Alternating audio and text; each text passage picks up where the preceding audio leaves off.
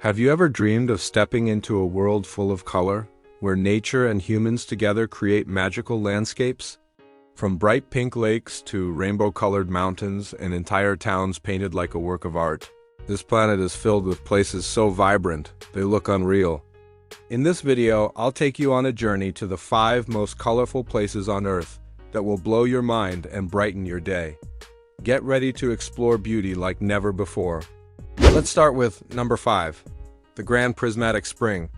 The Grand Prismatic Spring, located in Yellowstone National Park in Wyoming, is the largest hot spring in the U.S. and the 3rd largest in the world. It measures about 370 feet, that's 113 meters in diameter, and more than 120 feet deep. That's about 37 meters. The feature it's best known for is the rings of color, which range from deep blue at the center to green, yellow, orange, and red at the edges. These colors are not the result of minerals, but are produced by microbial life. The central deep blue color is caused by the pure, mineral-rich water at the spring's hottest point, where temperatures can reach around 160 Fahrenheit or about 70 C. Few organisms can survive in those conditions, so the water remains clear. As the water flows outwards and cools down, heat-loving bacteria or thermophilic bacteria colonize. The edges and these microorganisms form these things called microbial mats, and their pigments create a visible rainbow effect. Different species thrive at different temperatures, so it results in concentric color bands. In the summer, mats are orange and red due to carotenoid pigments, and in winter they tend to be more green. The whole spring is part of Yellowstone's Midway Geyser Basin. This is an area of intense geothermal activity. Superheated water rises from deep underground, dissolving minerals along the way and emerging at the surface as this colorful hot spring. Access to it, of course, is managed to protect the fragile ecosystem around it. And visitors can view it up close from boardwalks that circle part of the basin or from an elevated vantage point along the Fairy Falls Trail. The colors can vary in intensity based on temperature, sunlight, and microbial population change, but the overall rainbow-like pattern remains constant year-round. The site has been studied by microbiologists because of these organisms living there. They're considered analogs for potential extraterrestrial life in similar extreme environments. Studies have contributed to biotechnology, including the discovery of heat-resistant enzymes used in polymerase chain reaction testing. Number 4, Lake Hillier. Lake Hillier is located on Middle Island off the southern coast of Western Australia. This small saltwater lake is famous for its bubblegum pink color, which is visible year-round, and it contrasts sharply with the surrounding eucalyptus forest and white sand beaches. The lake measures about 600 meters in length and about 250 meters in width. Despite its small size, it's among the most distinctively colored natural features on the planet. The pink coloration is caused primarily by the presence of a type of microalgae that produces carotenoid pigments, particularly beta-carotene. These pigments help the algae survive in the lake's high salinity environment and give the water that striking color dot in addition to the algae. Halophilic or salt-loving bacteria in the lake's crusty salt deposits may also contribute to this coloration. Unlike some other pink lakes like Lake Retba in Senegal, Lake Hillier maintains its color even when removed from the lake and placed in a container. The lake was first recorded by the Europeans in 1802 during the voyage of the British navigator Matthew Flinders. It was briefly used for salt mining in the late 19th and early 20th centuries, though this activity ceased due to the island's isolation and the difficulty to access it. There are no permanent settlements on the island, and most visitors view the lake by air through scenic flights departing from nearby towns like Esperance. Researchers have taken samples of the lake's water and sediment to better understand the microbial communities present and how they manage to thrive in salinity levels that are several times higher than seawater. Despite the color, though, Lake Hillier is safe for swimming, though recreational access is restricted. Its vividness makes it one of the most photographed natural features in Australia, especially from aerial perspectives, where the contrast between the lake's pink water and surrounding green vegetation is almost dramatic. Number 3, the Janj Dangsha landform.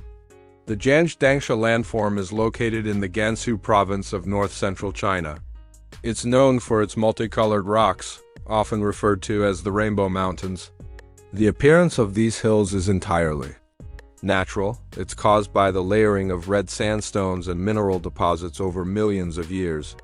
Tectonic plate movements uplifted these layers, and the subsequent erosion revealed this distinct horizontal band of color that make the formation so notable.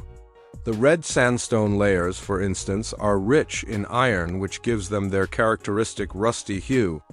These layers were deposited during the Cretaceous period, meaning the colors represent changes in the environment over tens of millions of years.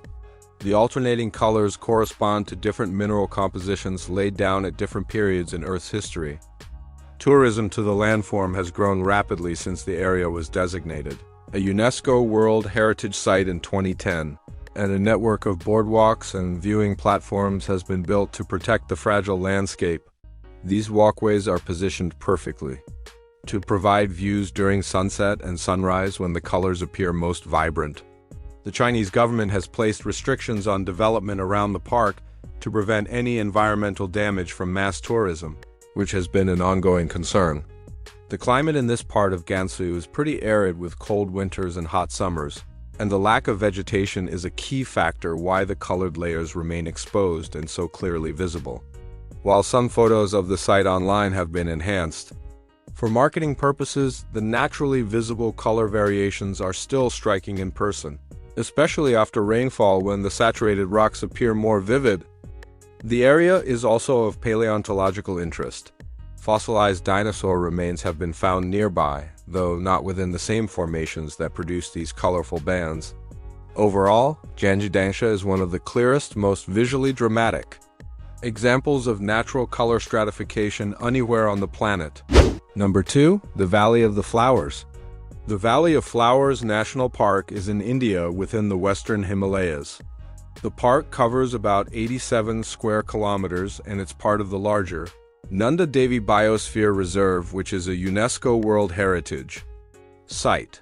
This valley is known for its seasonal meadows of alpine flowers that create a vibrant display of color during the summer monsoon months, typically from July to September. The valley sits at an altitude ranging of about 3,200 to 6,700 meters above sea level, and it's surrounded by high Himalayan peaks. Snow covers the valley for much of the year, but when it melts during late spring and early summer, the meadows transform into a rich display of floral diversity. More than 500 species of vascular plants have been documented here, including several rare and endangered species like the blue poppy and the Brahma kamal, which is considered sacred in local culture.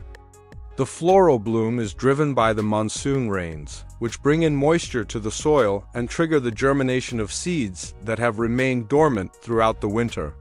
As the season progresses, different species dominate at different times, creating a succession of color.